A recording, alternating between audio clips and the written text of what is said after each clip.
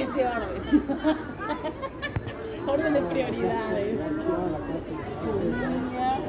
Después nos saludaba. ¿Viste que yo te dije que las nubes se tocan, boluda? ¿Cómo se pone eso de la calor?